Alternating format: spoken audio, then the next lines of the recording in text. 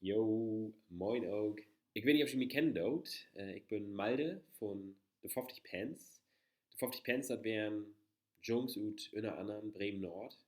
Und wir habt Rapmusik gemacht. Op Plattdeutsch. Ja, nu ist das so, de 50 Pence gibt das gar nicht mehr. Wie habt damit aufgehört? Man Plattdeutsch lebt und auch das INS, das Institut für Niederdeutsche Sprache, das gibt das noch. Und darüber wollte ich mal eben was erzählen. Was ist das INS? Wenn du einen Frage hast über Platt, da gibt Lü, die weet Bescheid, die könnt ihr das alles verklauen. Die sammelt alles ob und über Platt. Da kannst du das alles nachkicken.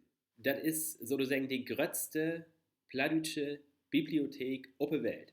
Bücher, Gedichten, Lieder, Theaterstücken, Wissenschaft und was weiß ich nicht alles. Die schrieft Sömsböker. Die bringt die ganzen Plattdeutschen in ganz Norddeutschland miteinander in Kontakt. Man muss sagen, so zwischen Borkum und Sylt und Usedom. Also anders gesagt, das INS ist die Anlaufstelle für alles, was mit Plato kriegen hat. Plitsche Lü, die sich insetzen dort für das Sprach. Und darum braucht wieder das INS. Die 50 Pence sind dort. Man mit das INS muss das wiederkommen. Danke auch.